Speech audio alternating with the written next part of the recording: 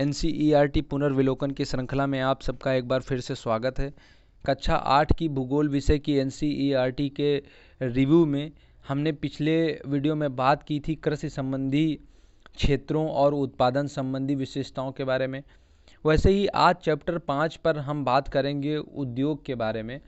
तो भारत और दुनिया भर में तमाम सारे जो उद्योग हैं उनके बारे में चर्चा करेंगे और साथ ही साथ पहले बात करेंगे कि उद्योगों की संरचना क्या है, कितने प्रकार के होते हैं, और उसके बाद में उत्पादन संबंधी क्या चीज़ें हैं जो प्रभावित करते हैं। उद्योगों को प्रभावित करने वाले कारक कौन कौन से हैं, जो एक पूरा का पूरा मेंस का क्वेश्चन बन जाता है। उसके बाद में फिर बात करेंगे कुछ महत्वपूर्ण औद्योगिक क्षेत्रों के बारे में, भारत के परिप्रेक्ष्य में भी और विश्व के परिप्रेक्ष्य में भी। दोस्तों, विनिर्माण में कच्चे माल को लोगों के लिए अत्यधिक मूल्य के उत्पादों में परिवर्तित किया जाता है। तो विनिर्माण का तात्पर्य ये होता है कि किसी कच्चे माल का इस प्रकार से निर्माण करना कि जो उसका मूल्य है वह बढ़ जाए, इस प्रकार से उसको परिवर्तित कर देना। तो ये क्रिया कहलाती है विनिर्माण। उद्योगों के संबंध में आर्थिक गतिविधि जो वस्तुओं के उत्पादन, खनिजों के निष्कर्षण, सेवाओं की व्यवस्था से संबंधित है। उसी प्रकार से लोहा और इस्पात उद्योग वस्तुओं के उत्पादन से संबंधित हैं। कोयला खनन उद्योग कोयले को धरती से निकालने से संबंधित है, तथा पर्यटन सेवा देने क्षेत्र से संबंधित उद्योग है। तो पर्यटन किस प्रकार का उद्योग है? पर्यटन भी एक उद्योग है जो कि सेवा क्षेत्र से संबंधित है। इसी प्रकार से जो कोयला है, कोयला किस प्रकार का उद्योग है? तो एक खनन उद्योग है। उसी प्रकार से जो इस्पात उद्योग है वह एक उत्पादन उद्योग है। अब बात करते हैं उद्योगों के वर्गीकरण के बारे में कि उद्योग कितने हो सकते हैं, किस प्रकार के हो सकते हैं। तो उद्योगों का वर्गीकरण करते हुए हम उन्हें कच्चा माल, आकार और स्वामित्व के आधार पर क्या कर सकते हैं, बांट सकते हैं। तो कच्चा माल का उपयोग कृषि आधारित उद्योग हो सकता है, खनिज आधारित उद्योग हो सकता है, समुद्र आधारित उद्योग हो सकता है, वन आधारित उद्योग हो सकता है। इस प्रकार से कच्चा माल के हिसाब से उद्योग भिन्न भिन्न प्रकार का हो सकता है। अब जैसे कृषि आधारित उद्योग क्या हो सकते हैं? तो कृषि आधारित उद्योग में जिनमें खाद्य संसाधन हो सकते हैं, वनस्पति तेल हो सकता है, सूती वस्त्र हो सकते हैं, डेयरी उत्पाद हो सकते हैं, चर्म उद्योग हो सकते हैं अर्थात चमड़े के उद्योग हो सकते हैं। ये सब कृषि आधारित उद्योगों के उदाहरण हैं। इसके बाद अगर हम बात करें खनिज आधारित उद्योगों के बारे में, तो ये चूँकि प्राथमिक उद्योग होते हैं, तो जो खनिज अयस्कों का उपयोग करते हैं कच्चे माल के रूप में, इन उद्योगों के उत्पाद अन्य उद्योगों का क्या करते हैं, पोषण करते हैं। तो अयस्क से निर्मित लोहा खनिज आधारित उद्योग में काम आता है। इसी तरह कई अन्य उत्पादों के विनिर्माण में हम अगर बात करें तो कच्चे माल के रूप में इसे प्रयुक्त किया जाता है, जैसे भारी मशीनों में, भवन निर्माण सामग्री में, रेल के डिब्बे बनाने में। अब बात करते हैं समुद्र आधारित उद्योगों के बारे में। तो जैसे सागर हैं, महासागर हैं, उनसे जो उत्पाद प्राप्त होते हैं उनका उपयोग कच्चे माल के रूप में किया जाता है। समुद्री खाद्य प्रसंस्करण उद्योग और मत्स्य तेल जो होता है, ये तमाम सारे इसके उदाहरण हैं। अब बात करते हैं वन आधारित उद्योगों के बारे में। तो वन आधारित उद्योगों में वनों से प्राप्त उपयोग वाले कच्चे माल के रूप में उसका किया जाता है, जैसे कि लुगदी, कागज, औषध रसायन, फर्नीचर, भवन निर्माण। ये सब किससे आधारित हैं? तो ये सब वन से संबंधित उद्योग हैं। अब बात करते हैं दूसरे प्रकार में, जिसमें आकार के आधार पर। तो हम बात कर रहे हैं उद्योगों के वर्गीकरण के बारे में। पर सबसे पहले हमने बात किया उत्पाद आधारित, अब हम बात कर रहे हैं आकार पर आधारित। तो आकार पर आधारित उद्योगों को हम दो हिस्सों में बांट सकते हैं। पहला हो सकता है लघु आकार का उद्योग, दूसरा हो सकता है बृहत आकार का उद्योग। तो कुटीर और लघु जो घरेलू हैं, छोटे पैमाने पर उत्पादन करते हैं, जैसे दस्तकारों द्वारा अपने हाथ से निर्माण करना, टोकरी की बुनाई, मिट्टी के बर्तन और हस्त निर्मित वस्तुएं कुटीर उद्योगों के उदाहरण हैं। जब बड़े पैमाने में जो उद्योग बड़ी मात्रा में वस्तुओं को उत्पादन करते हैं, उनकी तुलना में जो छोटे पैमाने वाले होते हैं उद्योग, वो कम पूंजी और प्रौद्योगिकी का उपयोग करते हैं, अर्थात वो न्यूनतम मनी और न्यूनतम टेक्नोलॉजी का उपयोग करते हैं, less money and less technology का उपयोग करते हैं। इसके अलावा बड़े पैमाने के उद्योगों में पूंजी का जो निवेश होता है वो अधिक होता है। प्रयुक्त प्रौद्योगिकी जो होती है वो उच्च स्तरीय होती है, तो चूँकि अधिकांश कार्य जो होते हैं वो मशीनों के माध्यम से किए जाते हैं। रेशम की बुनाई, खाद्य प्रक्रम उद्योग लघु पैमाने के उद्योग हैं। ऑटोमोबाइल और भारी मशीनरी उत्पादन, ये सारे के सारे बड़े पैमाने के उद्योग हैं। तो दूसरा प्रकार हो गया जिसमें हमने बात किया आकार के हिसाब से। अब बात करते हैं उद्योगों का वितरण किस प्रकार से हो सकता है। तो उद्योगों का वितरण हो सकता है स्वामित्व के आधार पर। तो स्वामित्व के आधार पर अगर हम देखें तो स्वामित्व के आधार पर उद्योगों को निजी क्षेत्र में, राज्य स्वामित्व में और इसके अलावा सार्वजनिक क्षेत्र, संयुक्त क्षेत्र और सहकारी क्षेत्र में वर्गीकृत किया जा सकता है। स्वामित्व के आधार पर उद्योगों का वर्गीकरण हमारे लिए समझना और जानना बहुत इंपॉर्टेंट है। एक बार रिवाइज कर लेते हैं। तो स्वामित्व के आधार पर उद्योगों को निजी क्षेत्र का उद्योग हो सकता है, राज्य स्वामित्व या सार्वजनिक क्षेत्र का उद्योग हो सकता है। अर्थात पहला प्रकार हो गया निजी क्षेत्र, दूसरा हो गया सार्वजनिक क्षेत्र, फिर हो गया संयुक्त क्षेत्र और फिर हो गया सहकारी क्षेत्र। तो इतने क्षेत्रों में इसको हम क्या कर सकते हैं, वर्गीकृत कर सकते हैं, क्लासीफाई कर सकते हैं। निजी क्षेत्र के उद्योगों का जो स्वामित्व और संचालन होता है वो या तो एक व्यक्ति द्वारा या व्यक्तियों के एक समूह द्वारा किया जाता है। सार्वजनिक क्षेत्र के उद्योगों का स्वामित्व और संचालन कौन करता है, वो सरकार करती है, जैसे कि हिंदुस्तान एरोनॉटिक्स लिमिटेड है ना, इसके अलावा steel authority of India limited, ये सारे के सारे जो उद्योग हैं ये सार्वजनिक क्षेत्र के उद्योग हैं। अब बात करते हैं संयुक्त क्षेत्र के उद्योगों की। तो जो संयुक्त क्षेत्र के उद्योगों का जो स्वामित्व और संचालन होता है वो राज्य और व्यक्तियों अथवा व्यक्तियों के समूह के द्वारा किया जाता है। तो इसमें साझेदारी के साथ कार्य होता है, जैसे कि मारुति उद्योग लिमिटेड, ये एक संयुक्त क्षेत्र का उदाहरण है। इसके अलावा आप बात करते हैं सहकारी क्षेत्र के उद्योगों की। तो सहकारी क्षेत्र के उद्योगों का जो स्वामित्व और संचालन होता है कच्चे माल के उत्पादकों या पूर्तिकारों, कामगारों अथवा दोनों के द्वारा होता है। इसमें क्या होता है कि जो स्वामित्व और संचालन होता है, तो जो कच्चे माल का उत्पादन कर रहे हैं या जो पूर्ति कर रहे हैं वो, और जो कामगार होते हैं वो दोनों के द्वारा मिल करके किया जाता है, जैसे कि आनंद मिल्क यूनियन जो है लिमिटेड या फिर सुधा डेयरी सहकारी उपक्रम के उदाहरण हैं।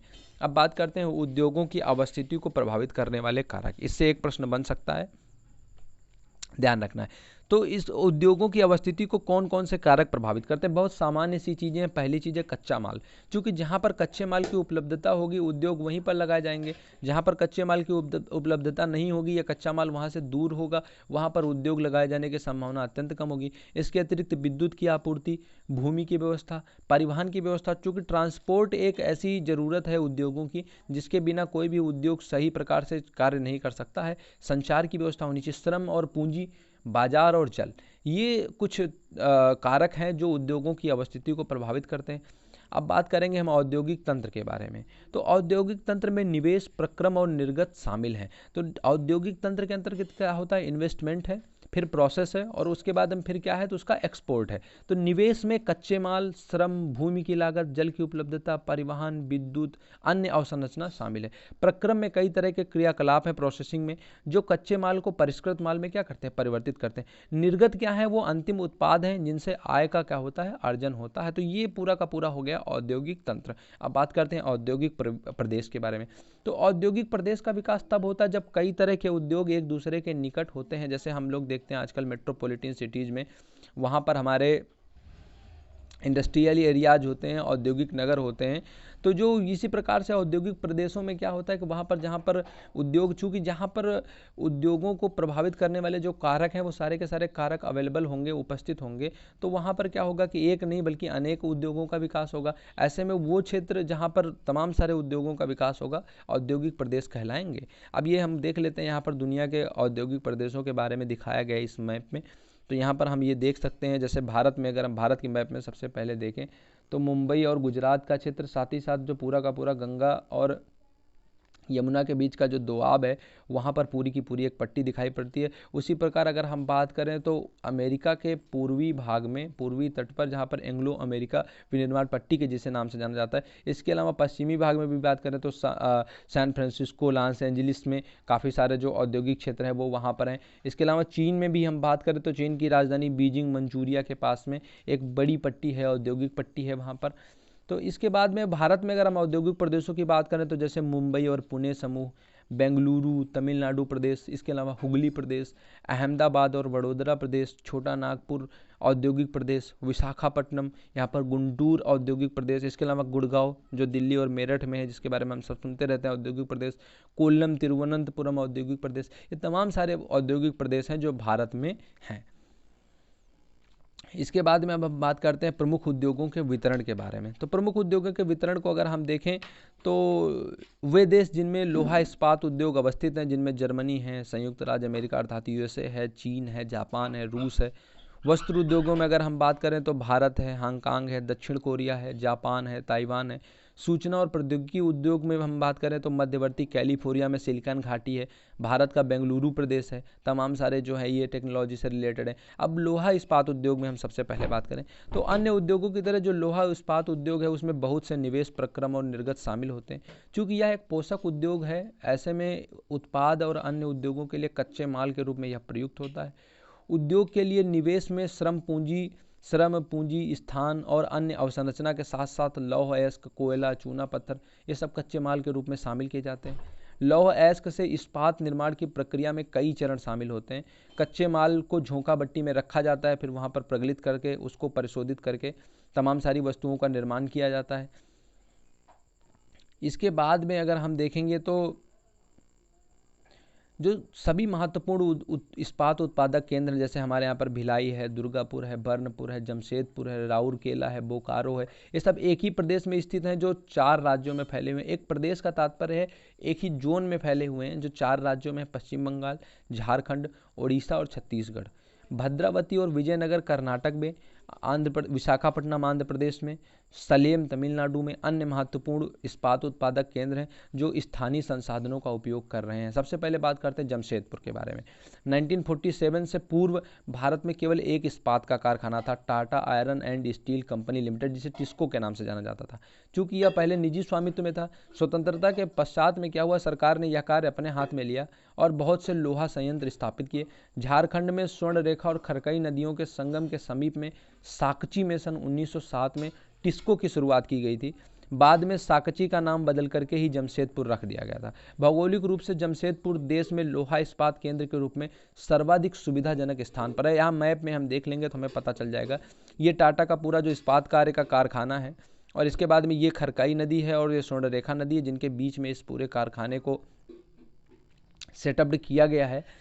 तो ये जो जमशेदपुर में अवस्थित है और टिस्को की स्थापना के बाद में फिर कई अन्य औद्योगिक संयंत्र स्थापित किए गए। इनमें रसायन, इंजन के पुर्जे, कृषि उपकरण, मशीनें, टीन की चादरें, केबल, तार इत्यादि उत्पादन किए जाते हैं। अब अगर हम दुनिया में बात करें तो पिट्सबर्ग जो यूएसए में है एक बहुत महत्वपूर्ण इस्पात नगर है। पिट्सबर्ग का इस्पात उद्योग स्थानीय सुविधाएं वहाँ पर भी उपलब्ध हैं। कच्चा माल जैसे कोयला जो है वो पिट्सबर्ग में ही उपलब्ध हो जाता है, जबकि जो लौह अयस्क मिनेसोटा है वो लोहे की खानों से प्राप्त होता है जो पिट्सबर्ग से लगभग 1500 किलोमीटर दूर है। इसके अलावा वहाँ पर नौ परिवहन और जो ग्रेट लेक्स का जलमार्ग है वो काफ़ी मदद करता है। ग्रेट लेक्स के नाम में सुपीरियर, ह्यूरन, ओंटारियो, मिशिगन और ईरी ये 5 झीलें हैं। इनमें जो सुपीरियर झील है वो सबसे बड़ी है। सारी की सारी झीलें अमेरिका में है, उत्तर अमेरिका में। अब बात करते हैं सूती वस्त्र उद्योग के बारे में। तो सूती वस्त्र उद्योग में प्राकृतिक रेशे, मानव निर्मित रेशे दोनों का उपयोग किया जाता है। प्राकृतिक रेशे ऊन, सिल्क, कपास, लिनन, जूट से प्राप्त किए जाते हैं। इसके अलावा मानव निर्मित रेशों में अगर हम बात करें तो नायलॉन है, पॉलिएस्टर है, एक्रिलिक है, रेयान है, इत्यादि तमाम सारे जो शामिल हैं। आज अगर हम बात करें तो भारत है, चीन, जापान, यूएसए सूती वस्त्र उद्योग के एक महत्वपूर्ण उत्पादक देश हैं। इसके अलावा भारत में जो अत्युत्तम गुणवत्ता के सूती वस्त्रों का उत्पादन करने की गौरवपूर्ण परंपरा पहले से ही रही है। तो ऐसे में हमारे यहाँ पर कपड़ों का अच्छा उत्पादन होता है। सूरत व बड़ोदरा सुनहरी जरी के काम के लिए सूती वस्त्र की गुणवत्ता और डिजाइनों के लिए विश्वविख्यात थे।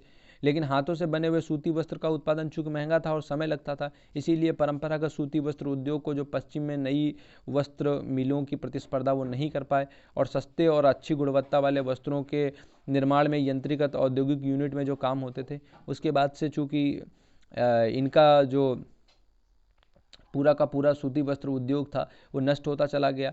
देश में जो प्रथम वस्त्र उद्योग था वो 1818 में कोलकाता के समीप फोर्ट गैलेस्टर में स्थापित किया गया था, लेकिन यह कुछ समय बाद ही बंद हो गया था। तो कलकत्ता में पहला जो सूती वस्त्र उद्योग था वो स्थापित किया गया था।